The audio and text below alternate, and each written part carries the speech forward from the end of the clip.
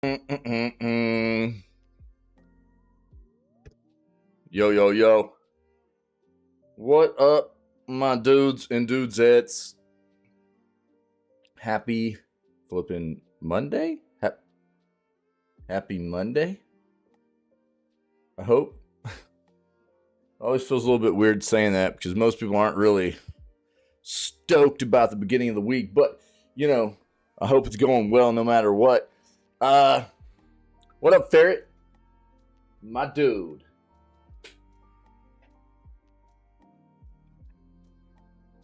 We got video gaming news for today, November 13th.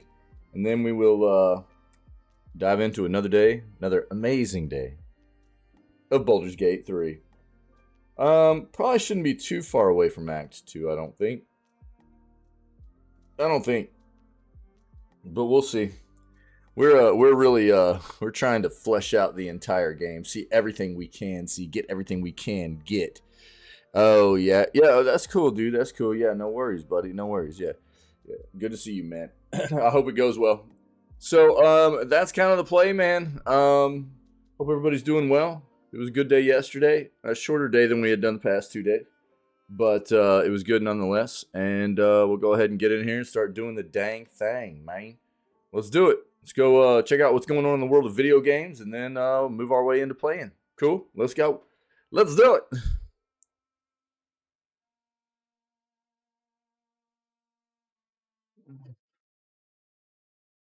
Love that Java. I need it this morning, boy. I'm struggling. I'm on the struggle bus. I did not want to get out of bed, dude. Struggle bus. Faux show. Struggle bus is real, dude. Tekken 8 Arena official video reveal trailer. Take a look at that. Looks like Rainbow Six Siege is getting a new operator. We'll take a look at what's going on there. Yeah, we watched the Golden Joystick Awards, and yeah, they swept pretty hard, which was kind of expected.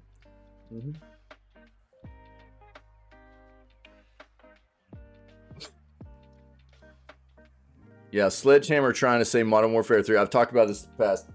Well, I talked about it yesterday. We read a couple of days ago that they're individuals, developers, as far as persons, underneath Sledgehammer and some of the other studios. I think Ravens maybe one. What are the other studios underneath the Call of Duty development? I can't remember off the top of my head. Sledgehammer for sure. They've had independent developers tell us, well, the reason that the game sucks is because they didn't give us enough time. We made this in 16 months. That's all they gave us. And it was supposed to be an expansion at first. And then they gave us a whole slew of additional requirements that we couldn't really hit because they wanted this to be a standalone game and gave us not enough time to do it in. And that falls on the management of these companies that push out Modern Warfare, push out Call of Duty, you know. And I'm glad there have been some people that have been outspoken about what's going on. But, of course, Sledgehammer is going, oh, Modern Warfare 3 was years in the making, guys. I don't know what...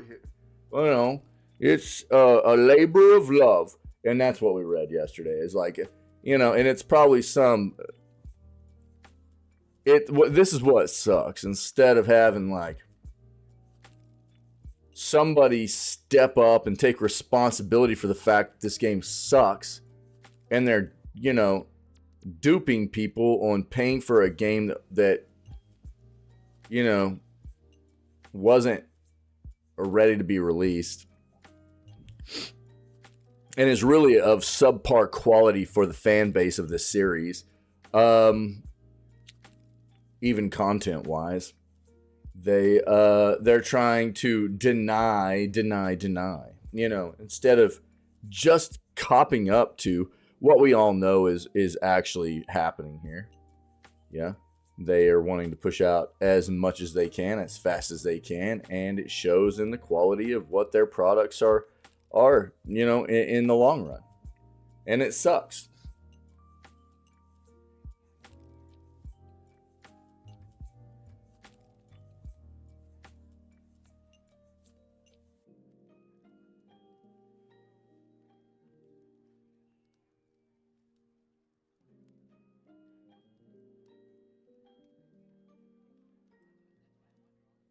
Lightning McQueen's available in Rocket League. That's hilarious.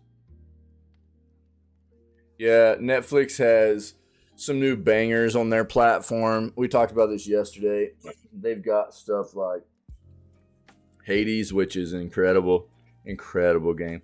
There's a lot of people stoked about Hades 2 right now. Me being one of those. But Netflix has Hades 1. They got Death's Door. I can't remember the other one they got, but they got some notable additions. They still are significantly hindering the amount of people that can access or that want to access games on their platform by only allowing people to access games through their mobile application. Netflix needs to step their game up and flesh out their service to where more people can access gaming across different platforms, whether it be on desktop or through console or what have you. They've got enough good games. They need to get it in the hands of people outside of just their mobile app. It feels bad.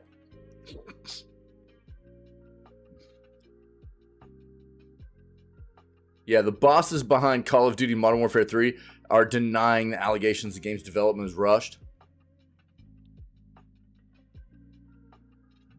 I'm sorry, man, but look, I'm gonna pull this up and we'll read this. But I mean, who am I gonna believe? Who are you gonna believe? You gonna believe the actual people in charge of the production of this game when it came out and it's a hot piece of garbage, really?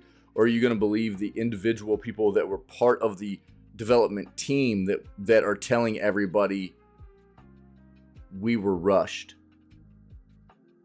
We weren't given what we needed to get this done right. You know, who are you going to believe in this instance? You know, I'm sorry, man, but it's not going to be the people in charge of the production, because we've seen this happen time and time again. I'll pull it up and we'll read it.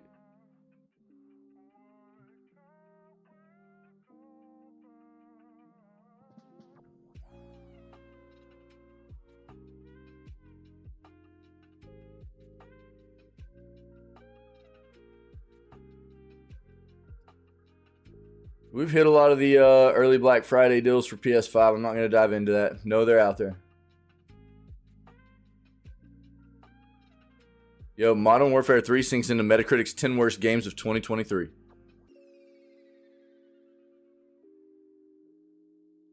Yep. What?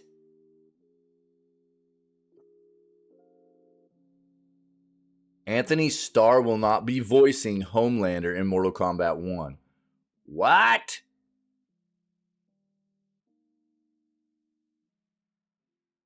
That feels bad. Oh. So so GTA 6 publisher makes controversial statement about game pricing. This has been one thing we've talked about a lot. There are a lot of people excited about GTA 6. I'm not one. I could give a crap less about Rockstar. They've turned into one of those scummy companies that I don't really care to deal with. I don't care to support them as far as I'm concerned. But gaming's about having fun. A lot of people are interested in GTA 6. And I'm not going to knock anybody for playing a game that they want to have fun with. You know what I mean? I will try to continue to educate people about these companies that I find to be scummy and the reasons that I feel like they shouldn't be supported. But I'm not going to knock anybody for playing games, because that's what gaming's supposed to be about.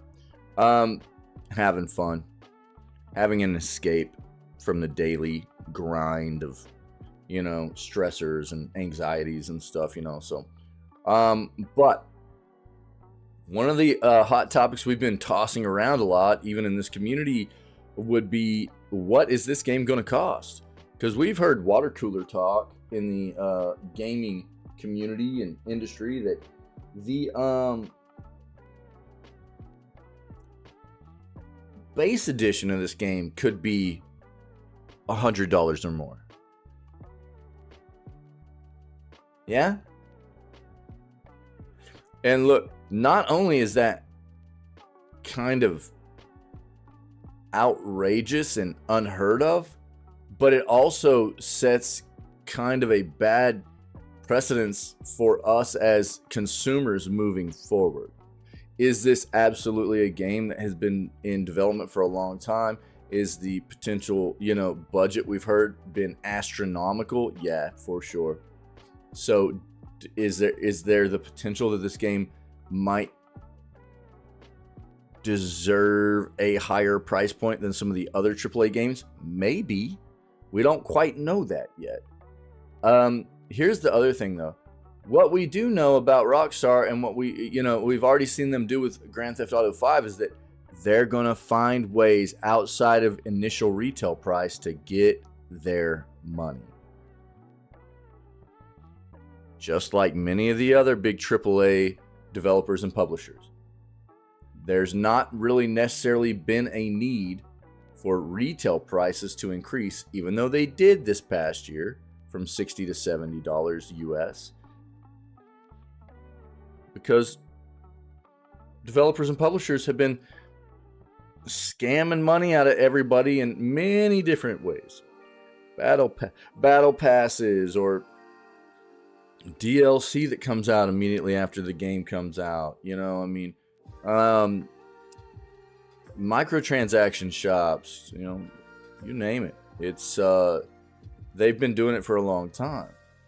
So we'll see what new information we have coming out of here about the retail price of what we can expect for GTA 6.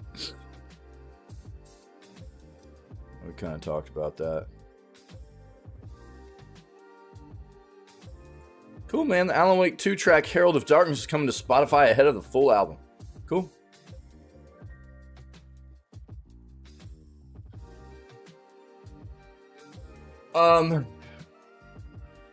So all this Game Bible article right here is something we read yesterday, where it's talking about Game Pass update will save us all a ton of money. It's nothing really new. All they're doing is giving us more. If you're a Game Pass subscriber, and they're going to be giving you more of a list of the games that'll be leaving Game Pass. So if there are games leaving Game Pass and you are a subscriber, and they're games that you haven't finished, or they're games that you wanted to play that were on Game Pass that are leaving, it's going to be giving you a list that makes it more known what games are leaving, because you get a 20% discount on all those games that are leaving Game Pass, right? If you want to buy them outright. So as long as you're a subscriber and those games are still on Game Pass, you get a 20% discount. That's all it's talking about. So save you a ton of money. I don't know about a ton of money. Depends on how many of those games you would end up buying.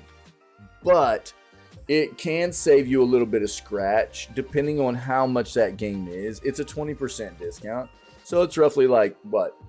I don't know, 15, 16 bucks or something like that. If it's like a AAA price tag game that would be leaving and you wanted to buy it, it's going to be significantly less if it's an older game that doesn't cost as much, something like that. So just understand, that's all they're talking about here. We've already touched on this. This is a little bit of a clickbaity title. Yeah, because that's what Gaming Bible does. Game Pass update's going to save us all a ton of money. It can save you a little bit of money. It's nothing new. The Game Pass update, all they're doing is making it to where the titles going away are going to be shown to you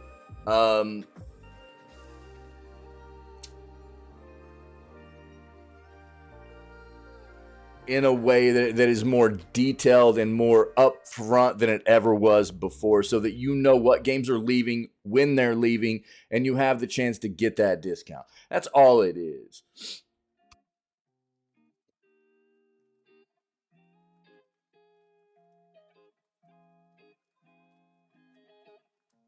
The Last Faith release date, gameplay, story, and details. Let's take a look at that.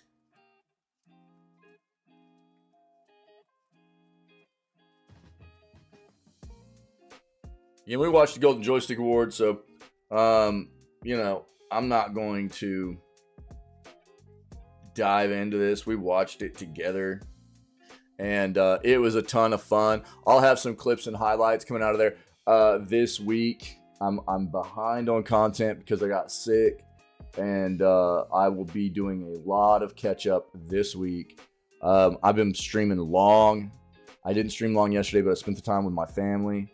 So between today and Wednesday, my plan is to get caught up on a lot of the content and get it up on YouTube and stuff like that. So previous video gaming news segments, highlights from the Golden Joystick Awards that we watched together. It's just stuff like that, okay, guys? So just be patient. I'm sorry. Bear with me. I'll get it up there as soon as possible, okay?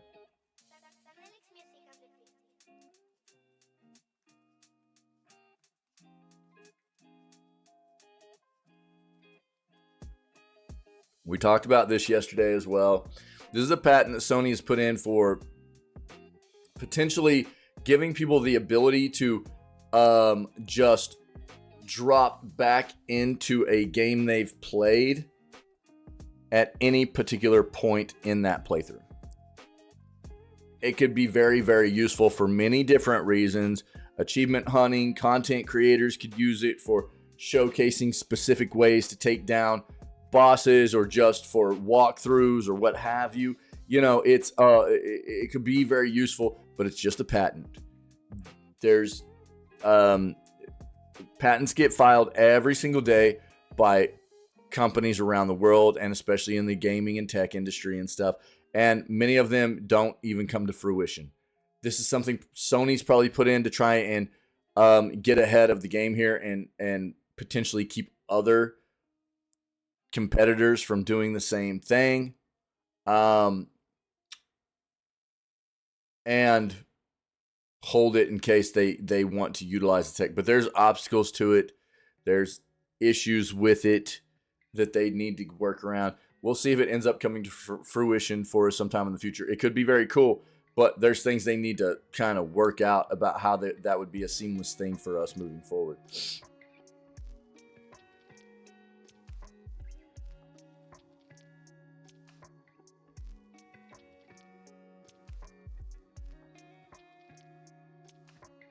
Wild card football? What is this?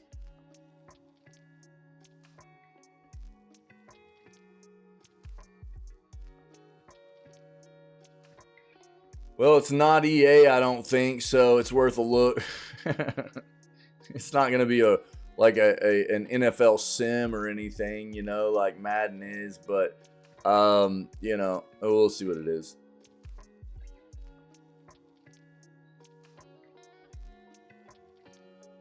We've got that up.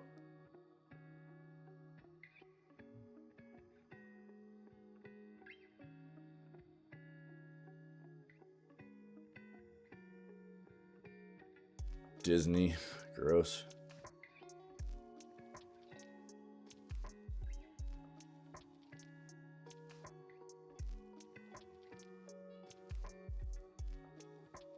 Yeah, we talked about this yesterday too. So Rainbow Six is Ubi, and I was excited whenever I saw the title that like they're introducing in a way for you know, their community to trade items and stuff like that. But then it was like, well, you've got to use like a currency to be able to trade items, and Ubisoft takes a cut of it and stuff, and it's like, yeah, the R6 credits. What are the R6 credits in Rainbow Six Siege? Let's find that out.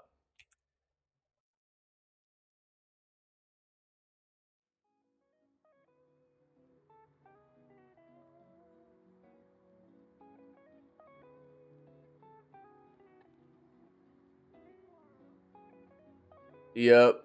This is in-game premium currency.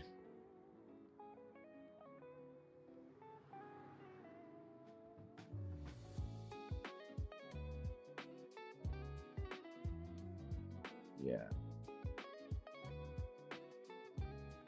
One second, guys. One second.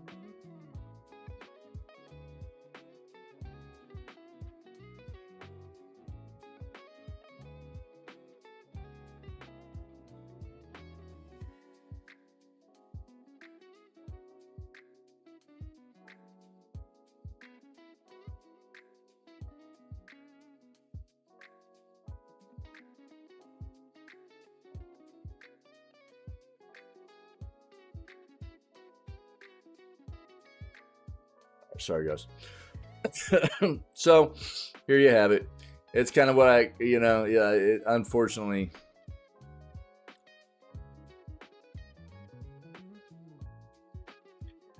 instead of just trying to hook up your fan base and your customer, your community with a nice little benefit of being a customer and a player of your title, giving them a way that they can just trade in game. It has to come down to Ubi making money off of it as well. You know what I mean? So if you want to trade items, this is what you're gonna have to do. So feels bad, dude. I don't know. It's and there are certain items you won't be able to trade, like there are like exclusive skins and stuff that you won't be able to trade anyways, but it's like,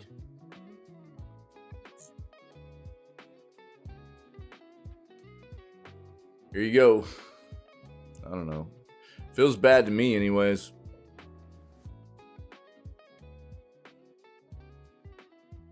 So what does Rainbow Six Siege cost? What's that game cost, dude?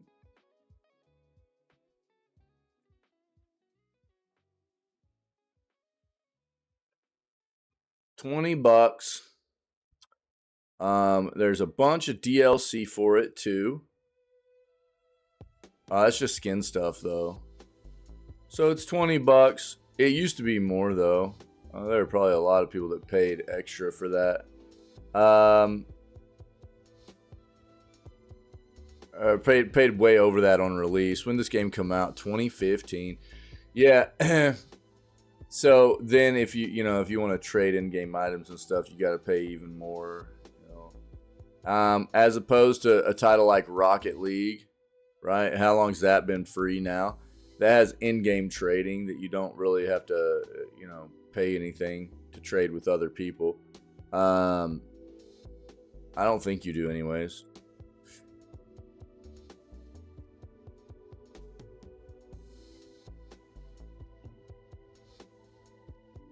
But that's getting shut down by Epic also. No, that's not what I want to do. Right here. Let's go here.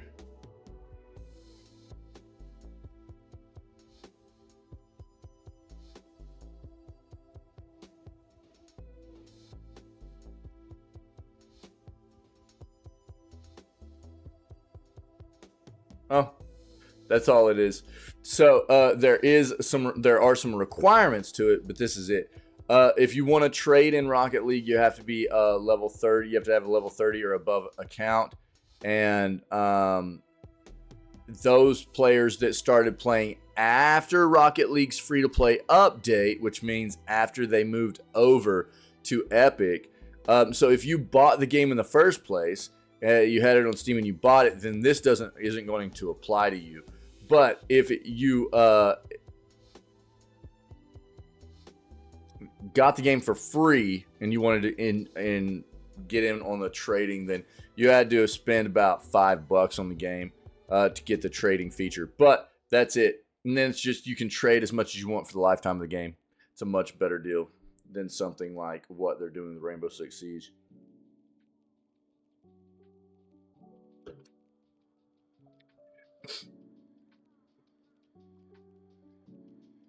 Good old Ubi.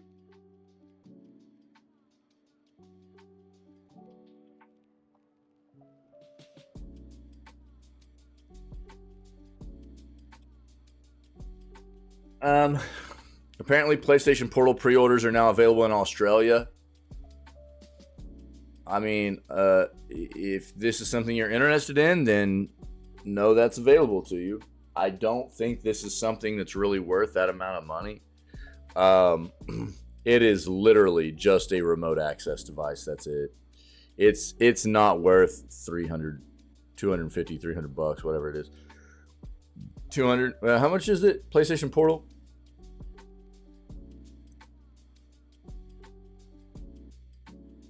For Australia to be 330. It's not a traditional handheld or anything. All it is a remote access device. For me personally, I mean, I just don't see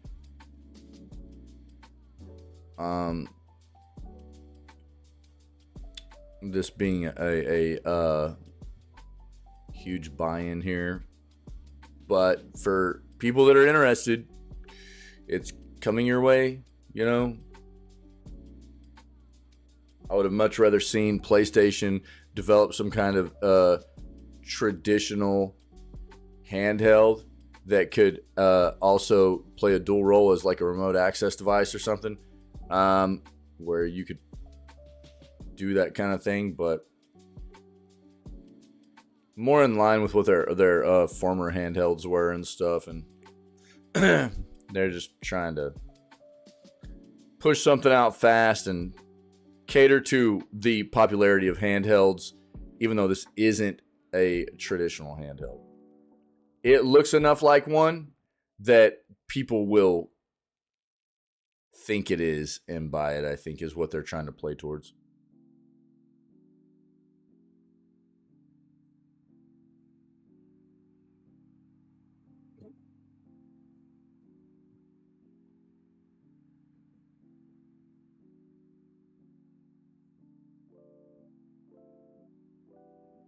Let's look at our other search.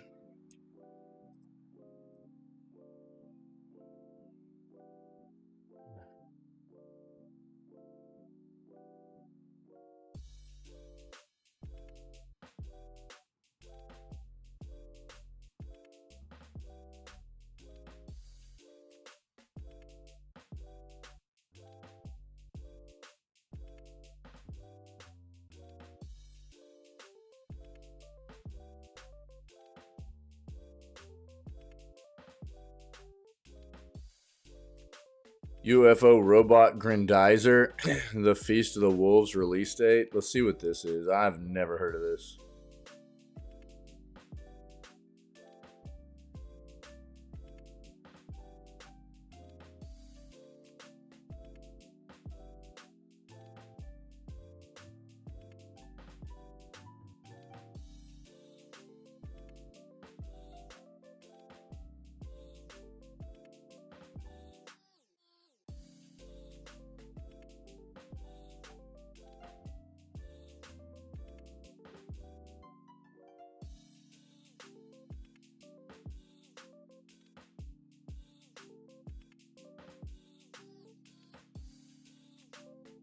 Microsoft's got their hands full, man, with Activision Blizzard. No doubt about it.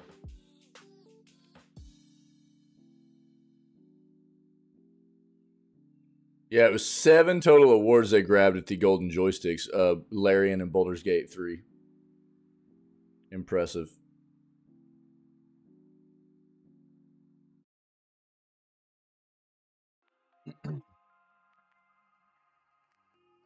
This feels bad, dude. I've got that article up. We're gonna talk about that.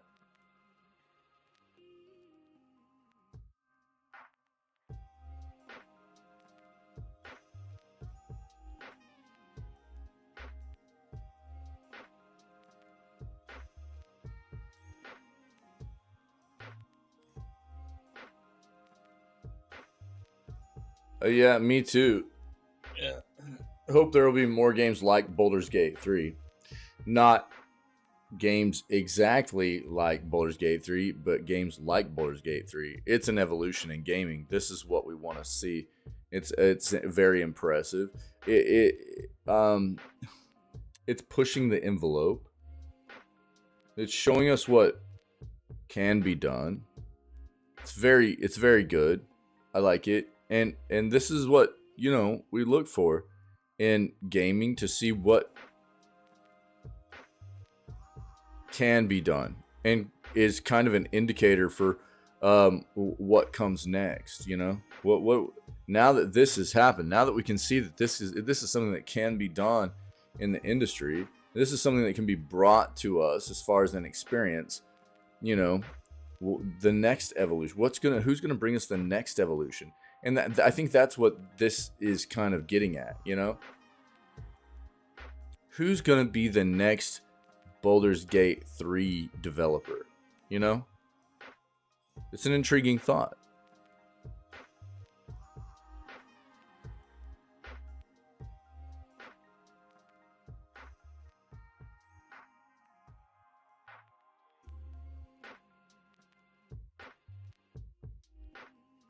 This is just a fan-made Spyro game.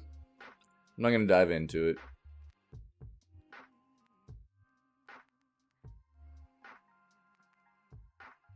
Hogwarts Legacy Nintendo Switch footage leaks online. Get ready. It's not going to look great.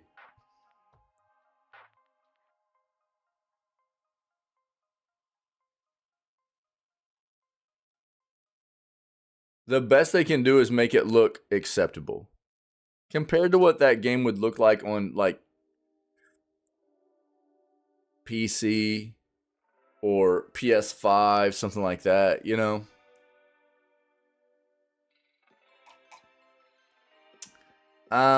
Look, okay. I'll pull this up, but Assassin's Creed Nexus release date, gameplay, story, and details. We watched a video of this here recently, and I was not impressed, dude.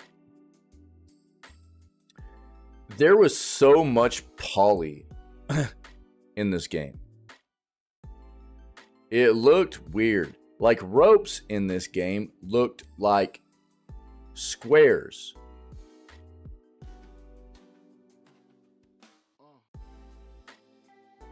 It was kind of odd. Compared to what a lot of other developers are getting done with, like, VR experiences, how good they look and everything nowadays.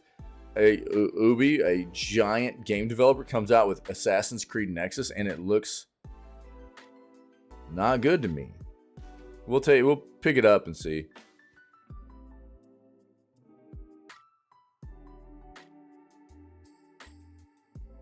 Ooh, everything we know about God of War Ragnarok on PC. Hopefully we'll be playing that this coming year. Oh my god. 2018's God of War is like a top 10 for me, dude. The game was so flipping good. Looks like the detachable disk drive can reportedly be swapped between PS5 machines fairly easily. That's good.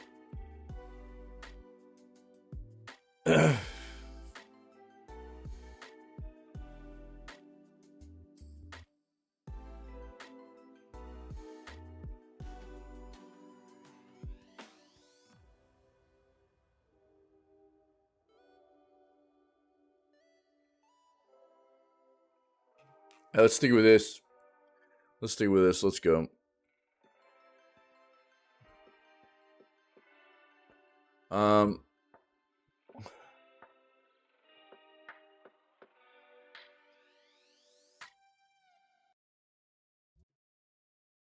Kill that music.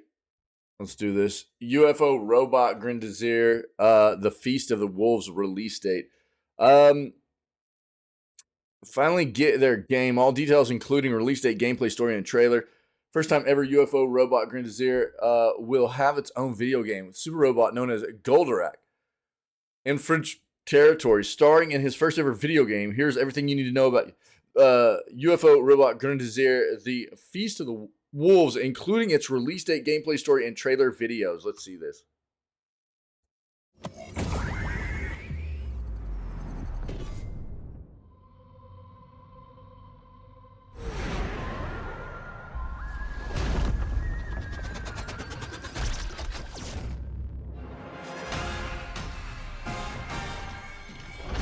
I'm a robot. I smash other robots. That's a turtle robot.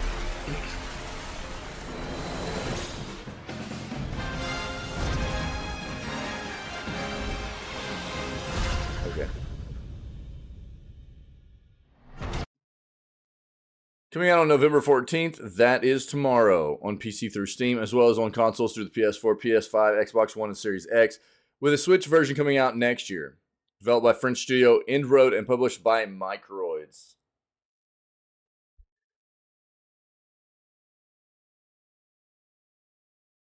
Peggy 7. Launch trailer. This one's 2 minutes long. Let's take a look at this, see if there's anything more.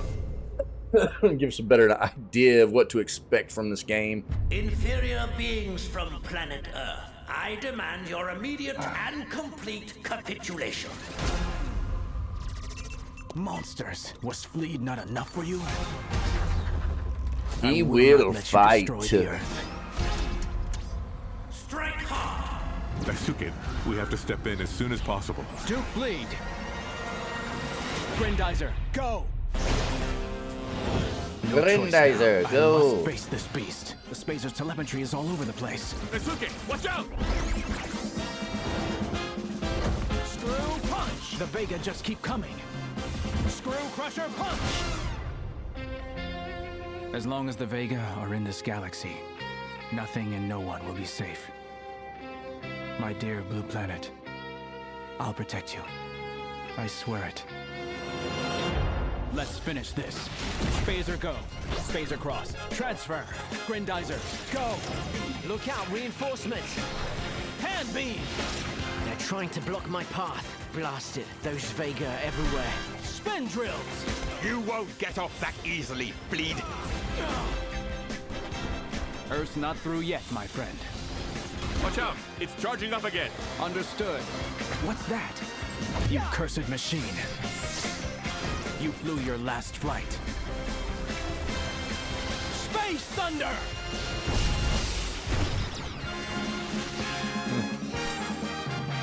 Interesting.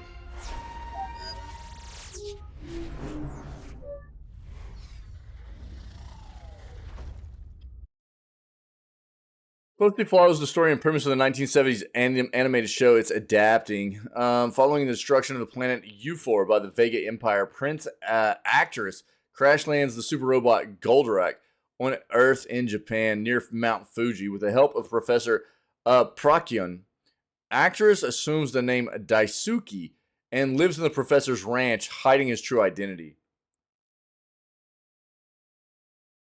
When the Vega Empire arrives and threatens Earth, Daisuke is forced to reveal his true identity as the crown prince of Euphor, revealing Goldorak from its hidden place within the professor's laboratory to fight against the extraterrestrial invaders. With the help of new friends and long-lost family, Actress fights against the Empire that destroyed his home planet in a bid to protect his adopted planet from the same fate.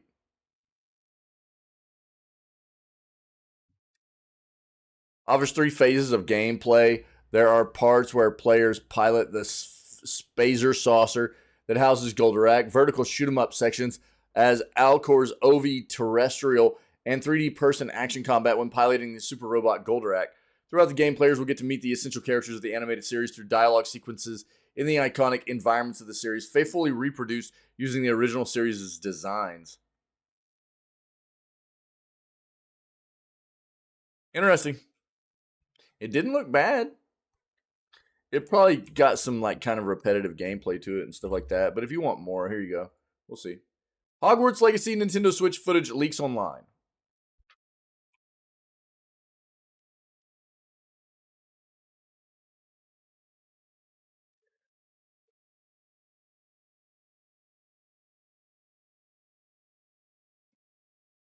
Anybody, that expects a game like this to look the same on the Switch as it does any other console, or platform,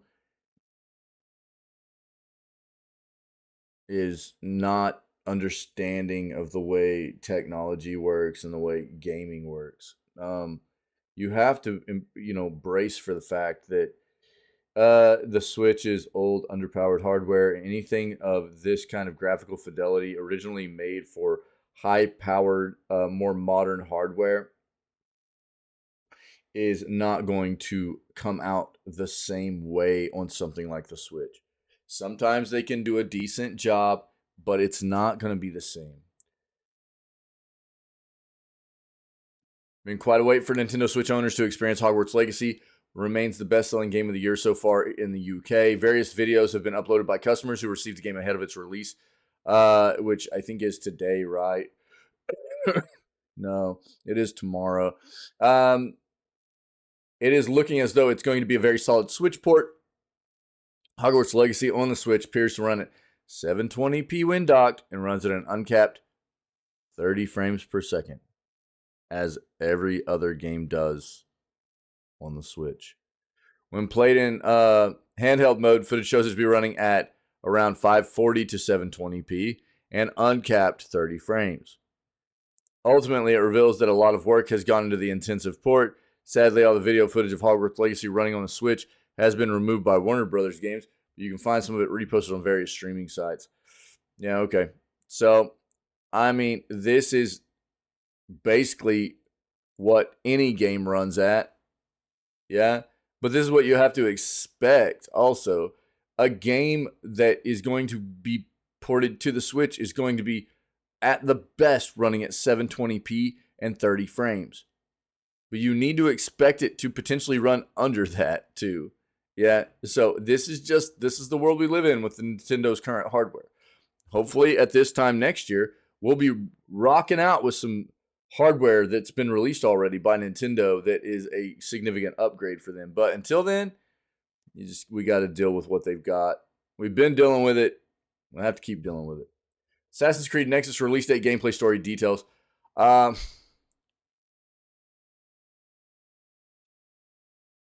Ever wondered what it's like to become a master assassin? You just hang out here in our community and you'll learn how to assassinate food really quickly. Master food assassin, all right?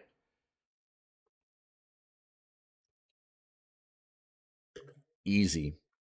Or you can check out AC Nexus and try to see if VR AC is your vibe here. But I'll be honest, this game does not look very good to me for something coming out of such a giant studio.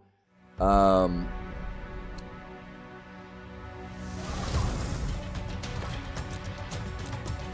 in. This is the Brotherhood.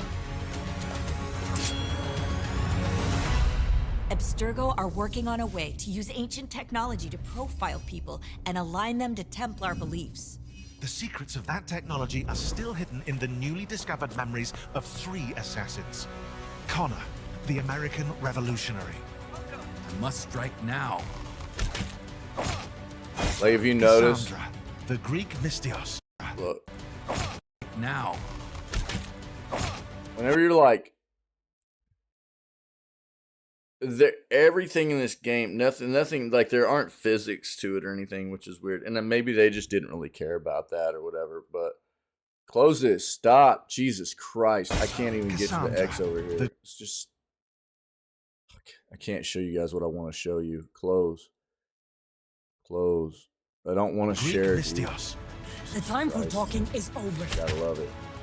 There's like, cells everywhere and ropes everywhere. And look at these ropes, bro. They're just like poly and straight across. There's no flipping physics to them or anything. The game does not look very good. The water looks terrible. I don't know, dude. Time to go to work.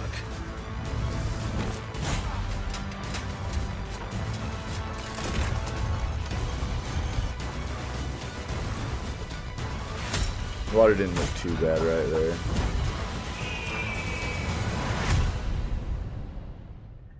I've seen some stuff about this game before, and I don't know. It could be fun though. I guess that's more what matters. But I think it's weird for me to see like an AC game coming out from such a, obviously Ubi being a giant developer, and it feels like I see VR games come out, modern VR games come out that look quite a bit better than this from much smaller studios. It's kind of weird. I don't know. but doesn't mean it won't be fun. AC Nexus VR comes out on November 16th. It will be available on the Meta Quest, including the Quest 2 and Quest 3 and Quest Pro. Game is not yet available for pre-purchase. Players can already wishlist the game.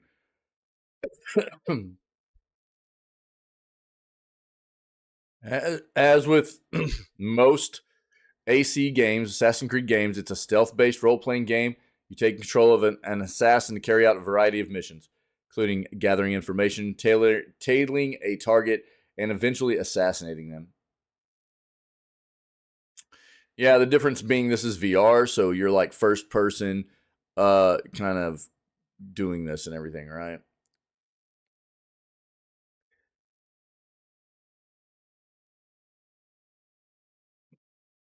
If you need more, here you go.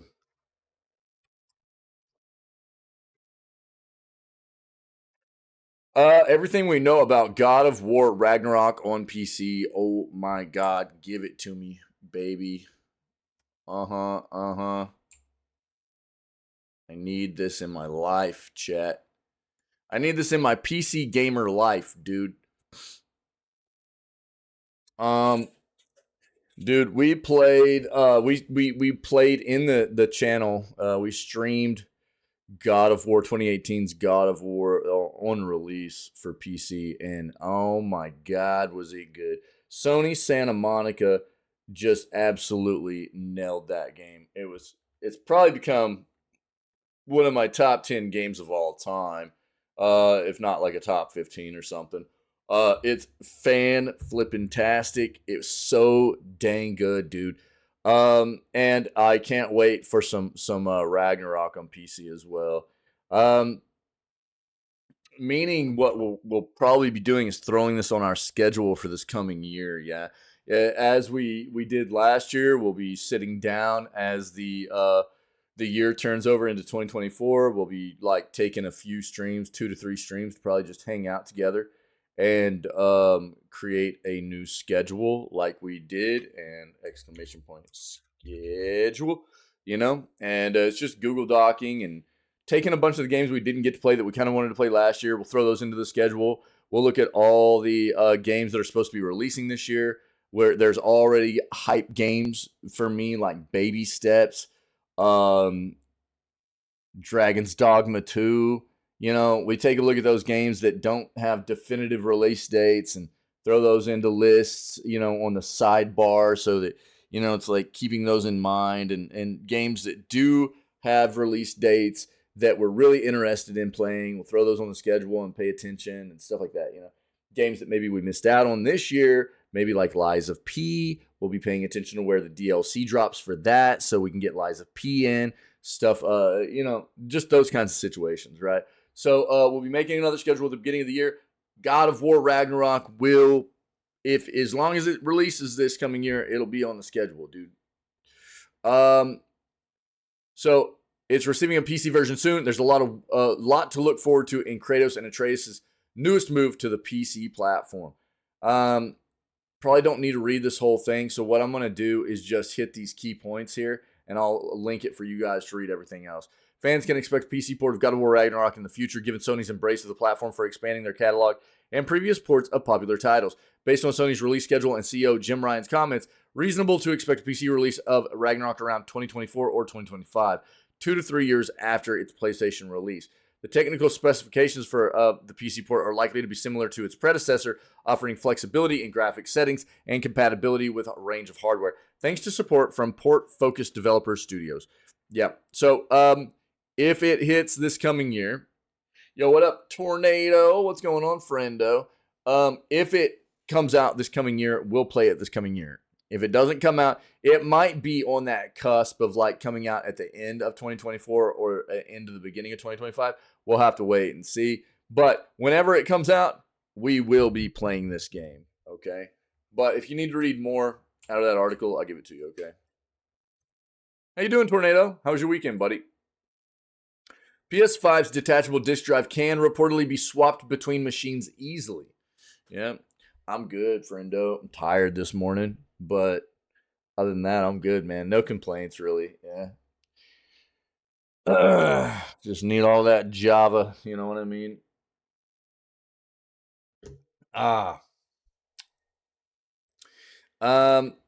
So we already knew that the disk drive requires a one-time online handshake to function, but when being attached to a console, right? There's been a little bit of hubbub about that. Yeah, that's absolutely right, buddy. Yeah, it's good to see you, man. A new video has shown a user swapping a registered PS5 detachable disk drive between consoles.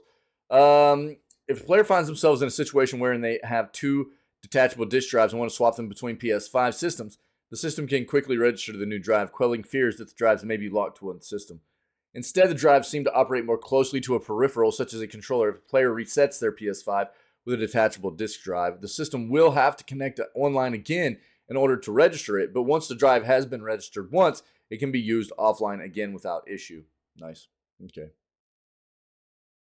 However, should a player start up the new PS5 without an internet connection, the disk drive will refuse to accept disks, and since no games can be downloaded without a connection, will essentially be useless.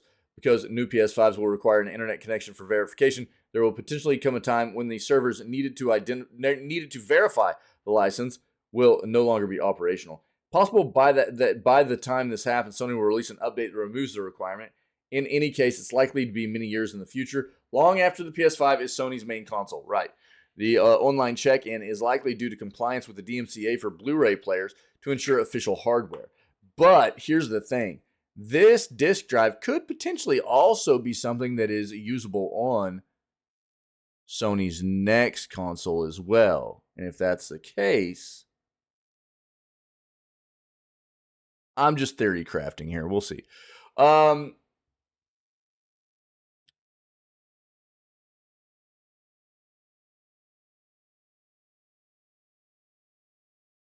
online check is likely due to compliance with the DMCA for Blu-ray players to ensure official hardware. Launch PS5 hardware can be set up without an internet connection compared to Xbox Series X, which cannot.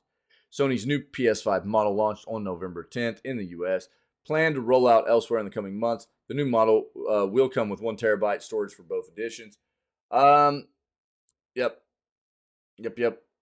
Well, that's good to hear. That's good to hear. Yeah, that's the way it should be. Should be able to switch these. There's no reason not to. We've talked about the reasoning for the...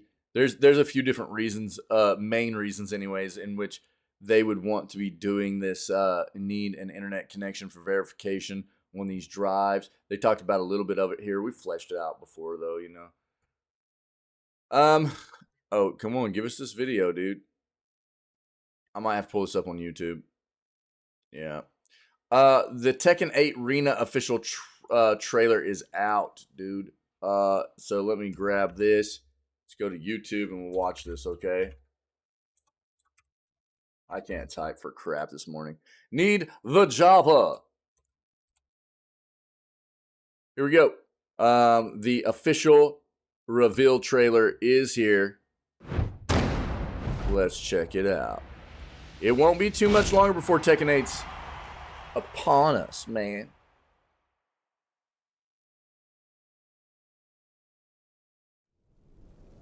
January, right? I think they have a January date on this, correct? If I remember correctly.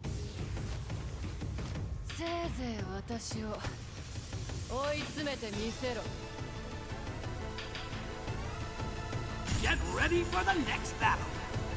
Ready for the next battle. Tekken 8.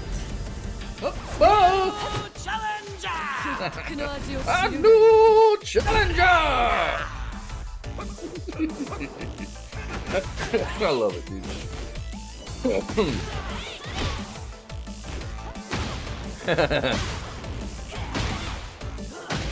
King best boy, by the way.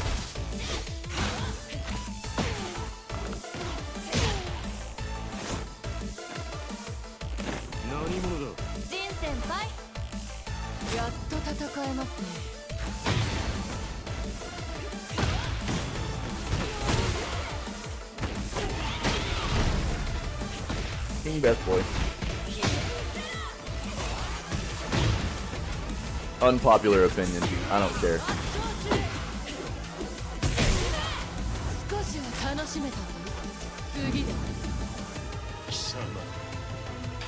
一体何者だ。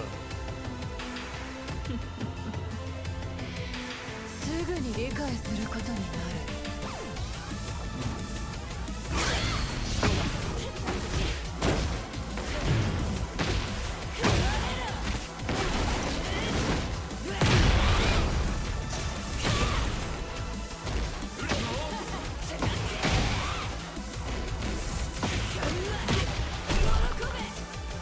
屈服するがいい。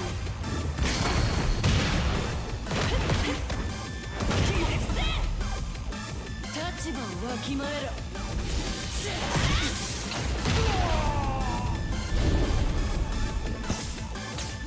格が違うんだよ。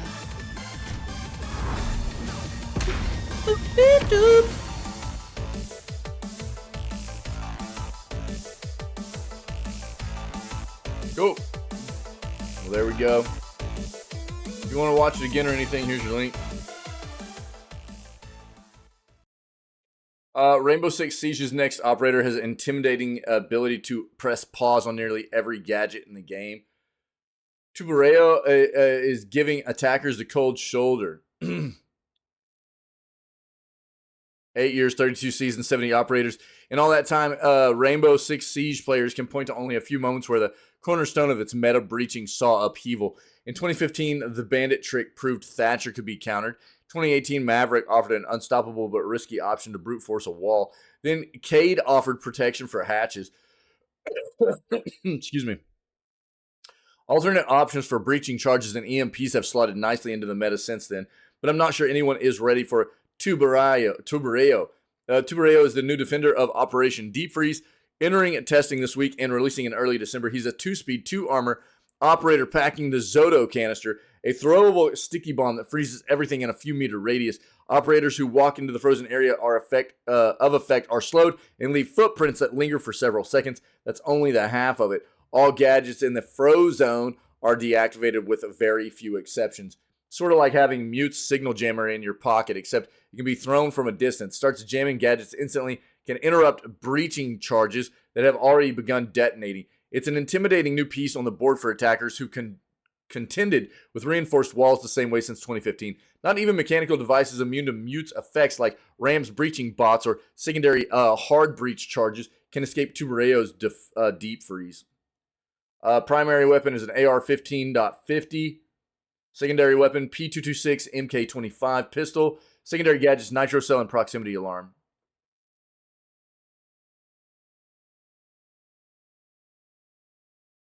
Here it is.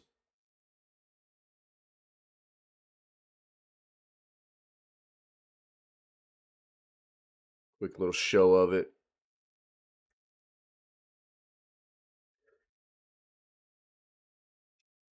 It's hard to gauge based on only a few matches with Tubereo. Not sure how an attacking team is supposed to reasonably counter someone who can jam up a wall for over 40 seconds of the round if he uses all 4 Zoto canisters.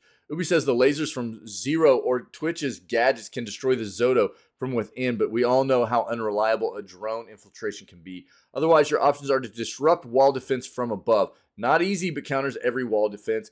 Get a frag grenade into the room somehow. Sometimes easy if there's a gap above the wall, or wait the Zoto out. In an ideal scenario, he could be instrumental in zapping away hard breach gadgets. At minimum, he can still waste a lot of time that attackers can't spare. That's only if you're using him for anti-breach. In a pinch, Tubereo's reactive throwables allow him to deny drone entry, reveal attacker footsteps for an easy vertical attack, or simply make a crucial choke point much harder to push in a clutch situation. The only thing holding Tubereo's back is surviving long enough to make a difference. It'll be curious to see if Tubereo is as dominant in practice as he sounds on paper. Arrive in Operation Deep Freeze in December alongside new map layer, a major nerf to frag grenades, they can't be cooked anymore, and attack training scenarios. Interesting. Interesting.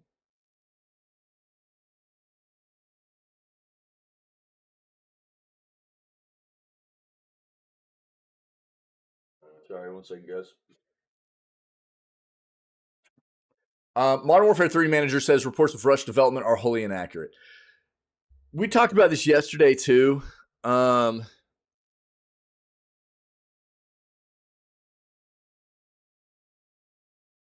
who are you going to believe?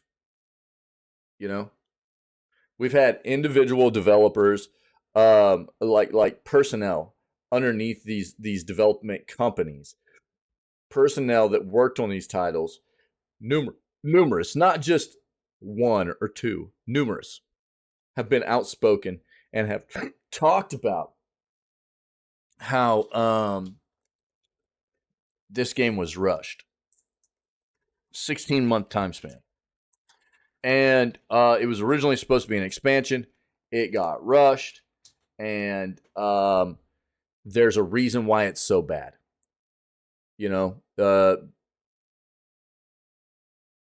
quantity over quality, right? We see it happen all the time in the gaming industry. This is not going to be an exception here. You know, I'm sorry, but I'm going to tend to side with believing the individuals that are underneath working on the project rather than, you know, the people that are responsible for managing the project that come out afterwards and are trying to deny the allegations. So that the companies and the development companies and the publishers don't look bad. I mean, who are you going to believe? Why else would these individuals come out and be outspoken about this? They don't have anything to gain. You know? But these companies have a lot to lose. And there's a reason why they would deny this, because they don't want to look bad. These individuals coming out and being outspoken about what happened here, they don't have anything to gain from being outspoken and telling people what actually happened in this process. As a matter of fact, they have a lot to lose if their names get leaked. You know, potentially they could be in a lot of trouble. So, I mean, I'm sorry, but I'm not going to believe the manager and the you know, the people sitting on top of the production of these games that were, you know, making this happen, where we're hearing that this was a 16-month time frame for development. This game is atrocious, by the way, apparently. And it's the same thing I talk about all the time with very popular IPs, whether it be in the entertainment industry as a whole or in the gaming industry specifically. You know, push it out. It doesn't matter if it's good. It doesn't matter if it's finished. It says Call of Duty on it, and people will buy it. It's trash. It sucks to see this kind of thing happen, man. But it's nothing new, is it? It says Star Wars on it. Push it out. Right? It says Star Wars. Star Wars Survivor. Right? Push it out. It's not finished. Who cares? Push it out. Says Star Wars. They'll buy it. It's balls. We know that. Whatever. Make the consumer pay the price. Right? Or it says Lord of the Rings on it. Same thing. You know? We'll just license Lord of the Rings. We'll put Lord of the Rings on it. We don't have enough budget to put towards it. We don't have enough time and resources to put toward it. Whatever. Put Lord of the Rings Gollum on it, dude. Push it out. People will buy it because it says Lord of the Rings on it. It's terrible, man. But it happens all the time. It's not really a surprise. It shouldn't happen. But these companies need to be called out for doing this kind of crap to us. You know? Whether it be who was it that was behind Jedi Survivor? Was it Arcane? I think, right? Arcane, right? Respawn, I mean, my bad. Respawn, not Arcane. Respawn with Jedi Survivor. It's actually gone up finally, but this game was balls on release, across all platforms. Shouldn't have ever been released when it did release. Yeah. But they were like, it says Star Wars, push it out. You know,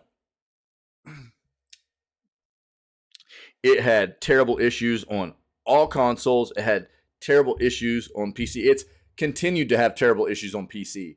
I think they finally got it kind of fixed up a little bit on console and stuff, but unacceptable. You know, I mean, dude, we can go through a list of game after game after game and developer that Colossal Order right now, right? Colossal Order, another example with City Skylines. This is how comfortable developers are getting with this process. So City Skylines, dude, Colossal Order, they were so comfortable with releasing this game unfinished, they told everybody it was not ready. They actually came out and told everybody this game was not ready for release. It's not finished. It's got issues. And they were like, but we're going to release it anyways. This is the world that has been built for us as consumers in the video gaming industry. It sucks. I think one of the biggest issues about it is that we don't have any kind of regulatory committees, any agencies that sit up at the top that help regulate the madness, that look at, and it's not an easy thing to do, right? Because software's a bit weird with, is it actually unfinished and broken, or is it just dealing with some unforeseen bugs and issues, right? There's a big difference between that, though. We are accepting as game players and as consumers of some unforeseen issues, you know, a few bugs here and there that might need to get. That's why patching and connectivity is such a great thing for us, for developers to have as a tool and a utility, and that's what it should be used for. Addressing unforeseen issues and adding in content after a game's release. It shouldn't be used to finish a game after it's released. Games should be finished before they're ever released. So Colossal Order can get wrecked. Respawn can get wrecked. It's terrible. It's not like they don't release these games and know that they're not ready in the first place. CDPR can get wrecked. They're terrible about it. They're great at their expansions. They're terrible at game releases. They've at least come out and acknowledged the fact that they've screwed up on that front a lot in the past. Recognizing that at least is the first step. Hopefully they'll be better moving forward. But it's terrible. These developers have gotten so comfortable with the fact that they can just release unfinished games and get away with it. And it shouldn't be like that, And this is no exception, man. It's just another iteration, an example of what we have to deal with as, gaming enthusiasts and as the consumer of these products. And I love to see people that worked on these projects come out and call them out for it. It's the way it should be. So who are you going to believe? Are you going to believe the actual people in charge of the production of this game who go, oh, no. Look, you guys don't believe the naysayers. We worked for years on this project. And this was a labor of love for us. I don't know why you guys can't see it, when this is what we've got. And we've seen all kinds of reports. I mean, dude, it's a 28% positive reviewed game on Steam. Metacritic is wrecking this game. Check it out.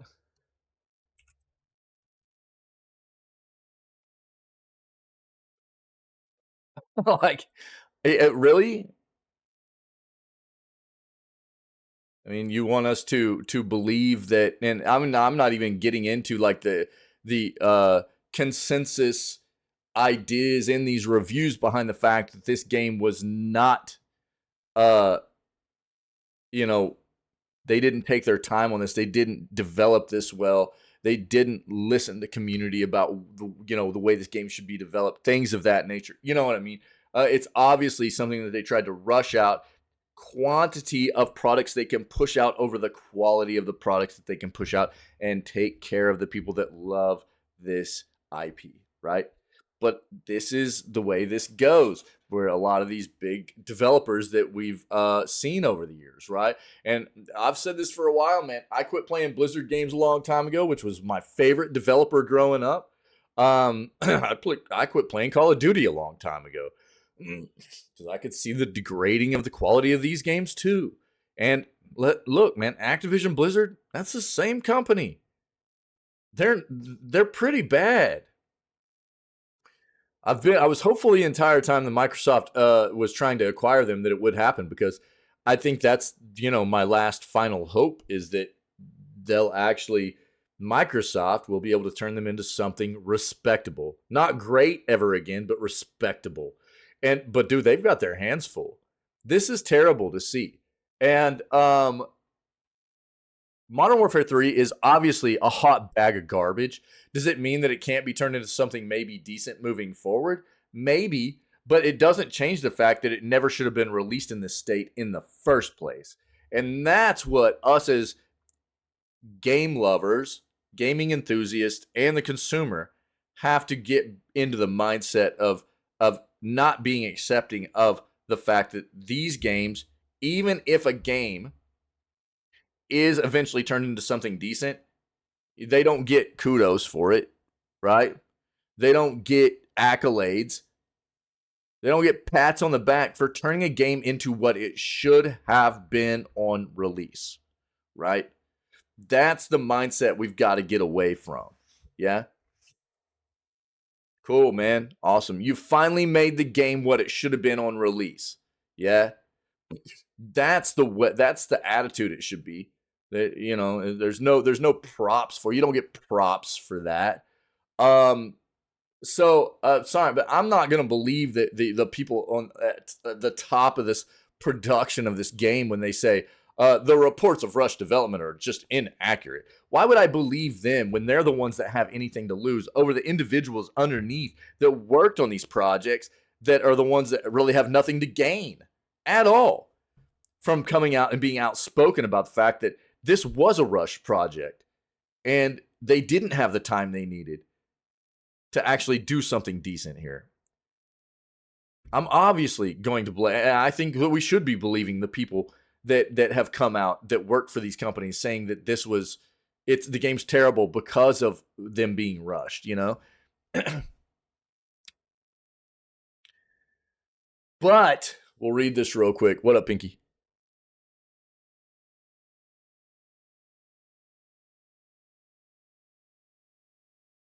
Wait, what?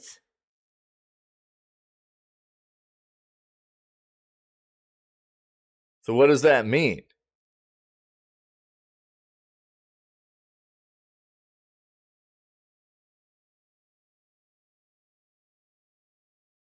Are you guys just like closing early, or like you just weren't informed that he wasn't coming in and that you didn't need to stay, or that he told him not to come and you're having to work more? I don't understand exactly what this means. Could be either one of those. I'm not sure. Either way, it sucks. I'm sorry, dude. Brutal, man. Gotta love the lack of communication there, dude. That sucks, man. Good day, by the way, buddy. Happy Monday. Bosses behind Call of Duty Modern Warfare 3 have denied allegations that the game's development was rushed, with staff having to work weekends and evenings to get it finished. Speaking of Bloomberg, late last week, general manager of Call of Duty, Johanna Ferries, said that it was wholly inaccurate, that the game's development timeline was shortened. According to the same report, though, a majority of Modern Warfare 3 was developed in just 16 months, with most mainline Call of Duty titles taking closer to 3 years. Bloomberg went on to report that the game was originally pitched to staff at Sledgehammer as an expansion to last year's Modern Warfare 2, but it evolved into a full sequel during development to fill a gap in the release schedule left by the delay of another COD title. The report goes on to say that some Sledgehammer staff felt betrayed over the crunch after they were promised they wouldn't have to go through it again after Vanguard. A spokesperson for Activision Blizzard denied the claims, though, telling Bloomberg that Modern Warfare 3 was conceived as a premium game from the start. You know why? Because they've had too much internal mismanagement and they've already been crushed for things like crunch culture and everything, that they are trying to deny that it's happening again. Yeah, I get that part. They told him he doesn't have to come in. Nobody told you. But does that mean that you have to like cover part of his shift or something? Or that you guys are just shutting down shop and now you'll be able to go home? That's what I was asking. Yeah. I don't quite understand exactly what the end game of this situation is going to be.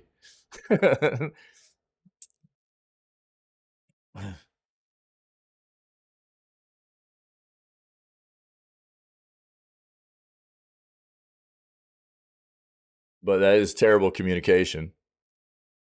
That sucks. Communication's key, dude. It really is. I truly believe that.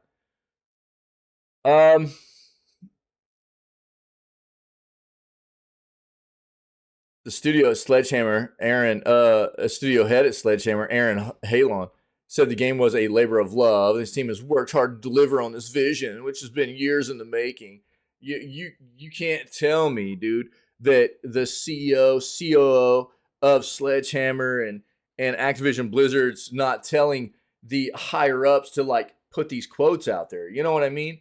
Like, you guys need to deny this. You need to deny what these people are saying happened here. He wanted to say that team members may have been confused about Modern Warfare 3 being an expansion because the game is a new type of direct sequel to the previous game, with Modern Warfare 3 allowing players to transfer weapons and gear from 2022's Modern Warfare 2. Come on, man.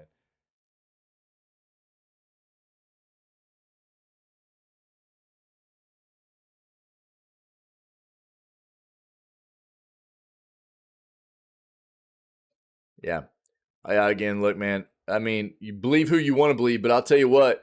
If I'm going to be believing anybody in this situation, it's going to be the people that worked on this project, not the heads of the production. You know, the heads of these studios. They're trying to save, their butts here, man. You know, the ones that have something to lose. I'm going to believe the people that have nothing to gain from letting people know that that's what this situation probably really was. So it feels bad. It's another example and iteration of what we see all the time. And God, I hope Microsoft can turn Activision Blizzard back into something decent. But they have their hands full, man.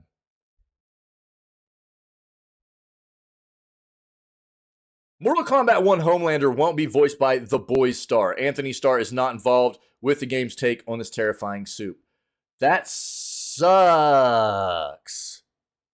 So bad. I wonder if this has to do anything to do with the SAG-AFTRA stuff, man. Been confirmed that Mortal Kombat 1's Homelander character will not be voiced by the boys actor Anthony Starr. By the way, dude, I love to hate Homelander. I love to hate Homelander. And Anthony Starr does an amazing job playing this character. It's so flipping good. Available as an add-on to Mortal Kombat 1, the Combat Pack includes 6 new characters, including Quan Chi, Ermac, Takahashi Takeda. Players will also be able to unlock Omni-Man from Amazon Prime Video's Invincible, Peacemaker from the DC series of the same name, and Homelander from The Boys. 5 cameo fighters, Trimmer, Movado, Johnny Cage, Farah, and Chameleon, are also included as part of the DLC, which is available to buy for €35 or 35 pounds. Both Omni-Man and Trimmer will be available this month, with further characters rolled out over the coming months. I've been so stoked about this the whole time, and now I'm pissed. It was previously confirmed that original voice actor J.K. Simmons would be voicing Omni-Man for the expansion pack, with John Cena also returning as Peacemaker. Starr's involvement was left up in the air. Rumors started circulating when Starr was asked by a fan if he would be voicing Homelander in the game. He responded with a non-committal, He's now shut down rumors of his involvement, though. Last week, Starr shared a handful of BTS pictures from the boys on Instagram, with one fan commenting, "Yo, Anthony Starr, are you voicing Homelander in Mortal Kombat 1? And another adding, "He must do. His voice is very distinctive." However, Starr replied to both with a straightforward, "Nope."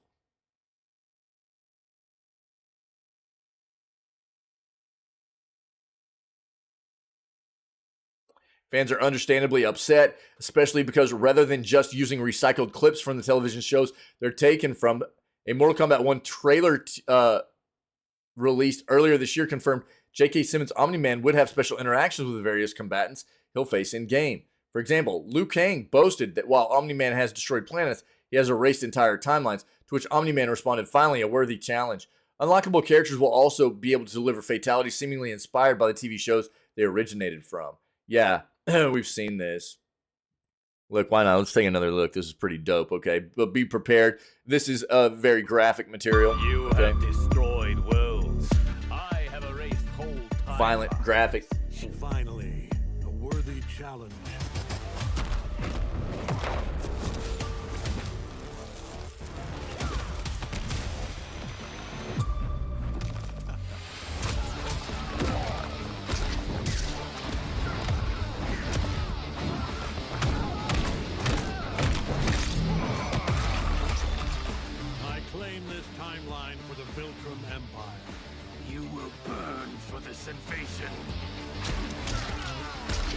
Omni-Man's so dope.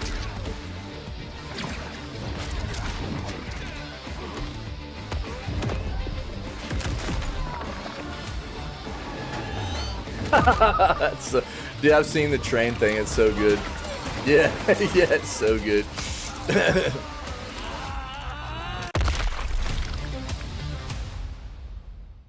That's really great, dude. The Omni-Man thing, but this feels super bad. Last month, publisher WB Games and developer NetherRealm found themselves in hot water with Mortal Kombat 1 fans over a paid Halloween-themed fatality. Yep. But, dude, this feels terrible. To not have Anthony Starr doing the voice for Homelander, they need to correct that, dude. They need to get that figured out. I'm not a fan of that, man. Feels bad. GTA 6 publisher says games should be priced based on hours of playtime. It's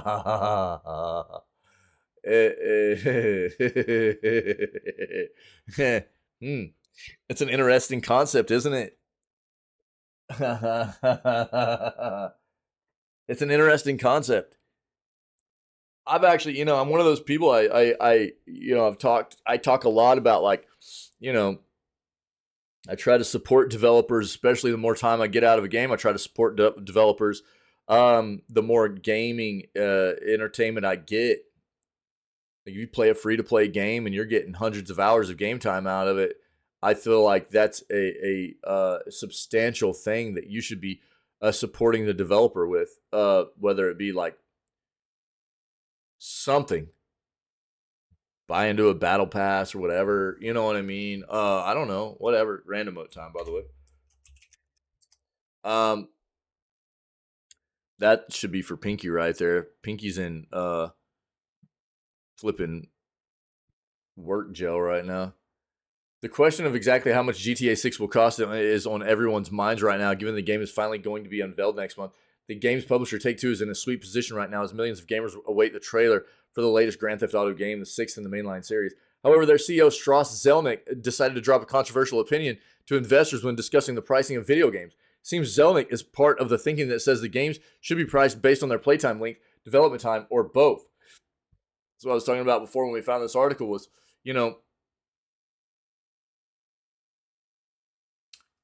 we've heard that the budget of this game is breaking the $1 billion threshold. And we've also heard that, there's the potential for the just base edition of this game to be like over $100 US retail.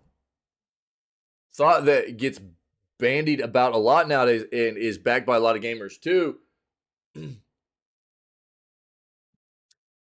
theory goes that a game can be played for hundreds of hours like GTA 5 is somehow more valuable than a 12-hour experience. Of course, this thinking detracts from key emotions and simple enjoyment. What Zelnick said during a recent investor call is as follows.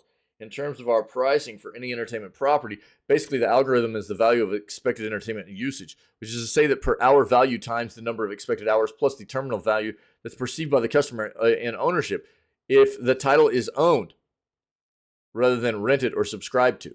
So in other words, the GTA games can be played for several hundred hours, so are inherently more valuable than, say, an 8-hour indie that made you cry.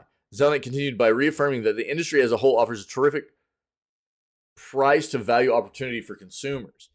The pricing of games will always be contentious. The recent bump of from 270 from 60 for AAA games at retail was felt by many and is a key part of this argument. However, all the talk of pricing detracts from what we feel when we play. As with any form of art, there's no pricing difference between a fun 90-minute action film and an Oscar-worthy drama that runs for 3 hours and makes you reevaluate your outlook on life. Same goes for gaming.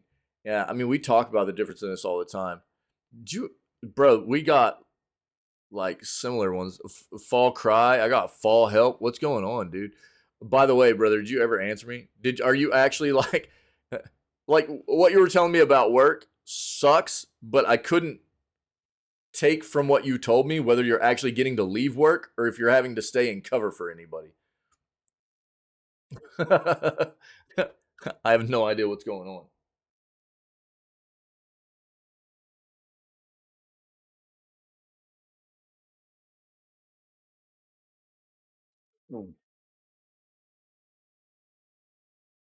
So,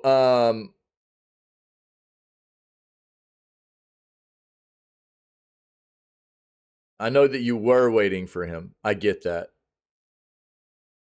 But are you having to cover for him because he's not coming in? Or are you getting to leave work? That's what I'm saying. Or did you get to leave? All I was getting was that, like, dude was told not to come in. I didn't know. Oh, okay. Yeah. Okay, cool. Good. Yeah, I wasn't sure if, like, you were having to, like, work late or, you know, if, like, to cover for him or anything like that. That's what I was kept trying to get at. Yeah, cool. Good. I didn't figure that would be the case because they told him not to come in. It's not like he called in or anything, but I just didn't know. Yeah. Cool, man. Good. That still sucks, you know. Gotta love it, bro. So the here's the thing, dude. I'm actually, you know, I can understand this to an extent, and we see this with certain games. Kind of utilize this, right? Yeah, that's okay, dude. No worries. Yeah, you're all right. Don't worry, brother. I appreciate you letting me know, but we're good. Don't trip. Um, like this leads me to believe that we're probably going to. So here's the difference, though. Grand Theft Auto has always had a like a single player campaign, and nowadays it obviously has like a huge online component, right? Like a massively multiplayer online component to it. So this game has two different sides to it. And how do they monetize both sides? What do you pay for? How do you pay for each individually, right? And I think that what you'll probably see is you'll pay for the single player campaign side of this game, like the actual game itself, you'll still pay AAA retail, if not a little bit more. I think they'll still probably try to get you to pay a little bit more for that single player campaign experience. And then it'll be a subscription base, like what you see with something like, you know, World of Warcraft or something. Yeah.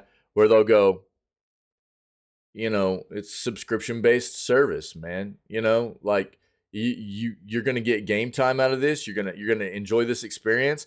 And, as compensation, you're going to pay us for it, right? Like, but they're going to expect to get paid well. I think there's going to be something along those lines for the way this works, right? And obviously, we saw what they did with GTA 5.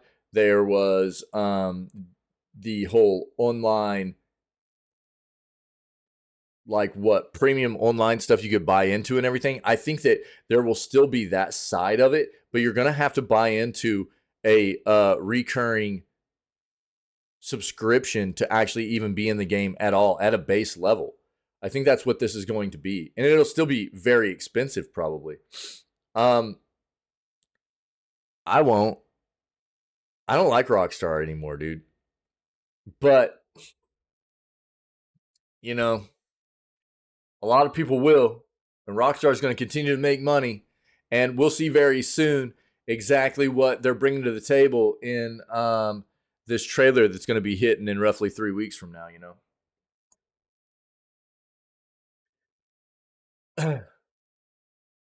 The Last Faith release date, gameplay, story, details, fight through punishment. Here are the details for The Last Faith, including its release date, gameplay, and story. The Last Faith, huh? Fight through a world of punishment. Here are the details for the upcoming game, The Last Faith, including the release date, gameplay, and story. Let's see what this is, dude. I don't know if I've seen this. Your new existence. And so it is written. Oh, man, this looks like some blasphemous stuff almost. Has led to this moment. This honor. Castlevania, Welcome blasphemous, home, roguelike, or not roguelike, but more Metroidvania kind of platformer, yeah? Oh, dude, this is total blasphemous.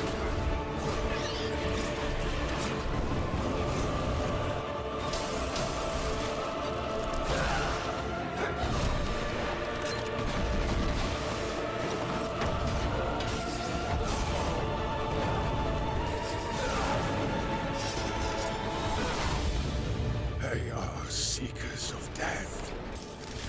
Merciless and cruel creatures, feeding on what consumes them in turn.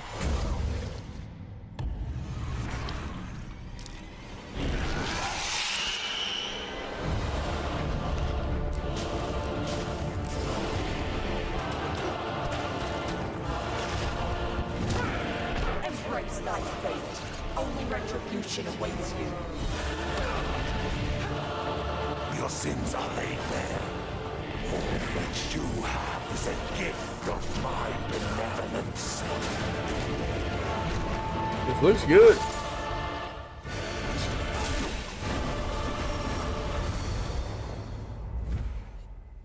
The Last Faith only on PlayStation, dude? For real? No. Really?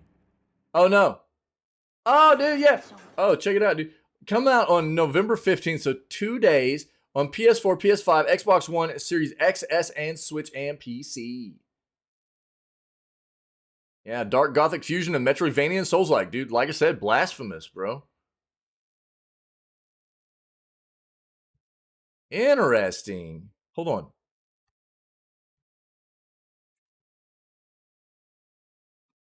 I already have it on my wish list, too. I've seen this previously.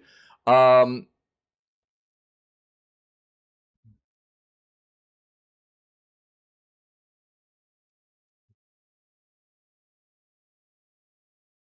on.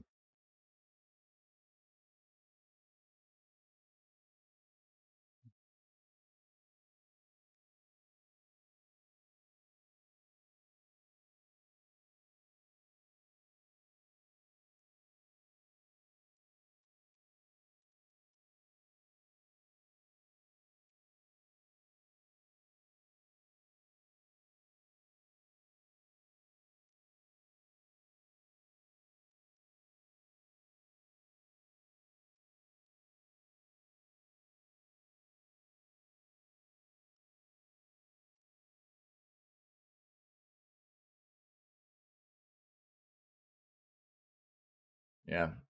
Yeah, this looks good. Very neat.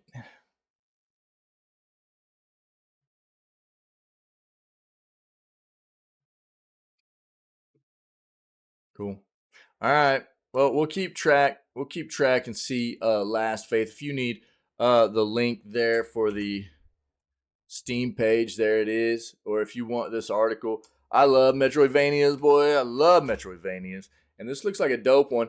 So we'll see. Once it releases in 2 days, well, that'll be the day off. That'll be on Wednesday.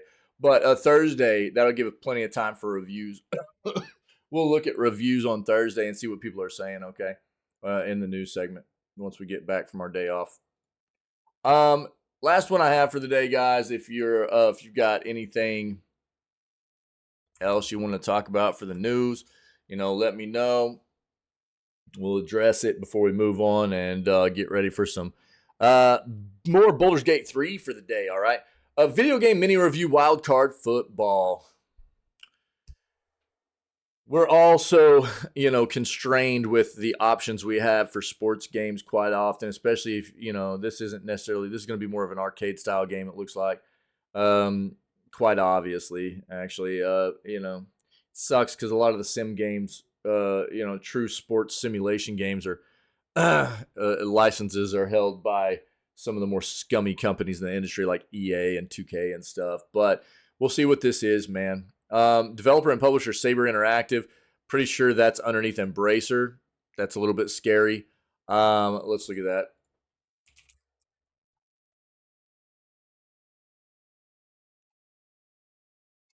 Yep, parent organization Embracer Group. That's a little bit scary, but it's being reviewed here for the Switch. Also available for PS5, PS4, Xbox Series XS, and Xbox One. It's not on PC? Really? Hold on. Let me check. Yeah, it is. Yeah, it's on Steam too. It's on Steam as well.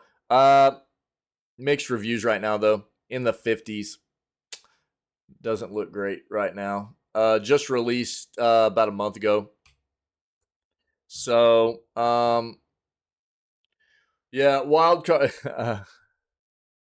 Football is an American football game on the Switch, and while it doesn't have NFL teams, it has the NFLPA's backing to bring players from the league to the arcade experience. Yet another arcade football game, but unlike the other two mentioned earlier, this one doesn't feature retro visuals. Fans of games like Backyard Football might find themselves connecting to the visual style of Wildcard Football. Ridiculous proportions shape the bodies like NFL Blitz or something like that back in the day, making this a casual-looking experience that is silly to look at. Pretty fun. Embraces a 7-on-7 arcade-style approach. Controls play a lot like Madden. Movements are janky. Gameplay is solid. It's got a card game mechanic to it, which is why the wild card system is. You can make players faster, stronger, even debuff enemies. So it's kind of a blitz style kind of arcade thing to it with the card game mechanic stuff. Yeah. Fun to play for a game or two, but the system often feels more like a gimmick than a strategic element. Fortunately, this can be turned off. Even the environments can even be tweaked by the wild cards. Cards act a lot like environmental hazards in Mutant League Football. Oh, man. That was such a good game back in the day. You can play against AI or with others online or offline. Yeah, it's not reviewing very well right now. If it looks like something cool, you might wait and see if they patch this up, get this to play a little better. Look at some reviews. Here's your link to the Steam page. You can at least look at some reviews and see what you think there. You know what I mean? I would be a little bit hesitant on this one, though, with what the reviews look like right now. Yeah. That's what I got, though. That's the Jam Lamb. That's the news. It's time to play some games. Cool. You guys rock. Appreciate you. As always, man. Yeah, I love being able to do what I do and spend this time with you guys every single day, you know, and just enjoy the world of video games. So if anybody's been able to hang out, you're not familiar with what we do here. This is how we start off all of our streams. 6 days a week. We're off on Wednesdays, but 6 days a week we are live, and we always start at roughly 6 a.m. CST, CDT, kicking it off with these video gaming news segments, trying to stay current on what's going on in the video gaming industry, flesh out these ideas, and just talk about, you know, the good companies, the bad companies, trying to promote a healthier all-around industry for us as the consumer and lovers of video games, stuff like that. So if you're interested in that kind of thing, then come hang out with us for it. After we finish the video gaming news segments like we're doing right now, we always segue into playing games for the rest of the day. So that's about to happen, which we're going to go play more Baldur's Gate 3 with our buddy resident mod and OA carrier through games. My name is Pinky. So it's always a good time playing games with Pinky, and we're going to go play games today, and this is what we always do after we finish the news segment. So we got an amazing community of people here. Always, you know, cultivating and promoting a community that is about spreading good vibes and being welcoming and accepting and inclusive, taking care of one another and stuff. And if you fit that vibe, man, then I'd prompt you to come hang out with us when we are live.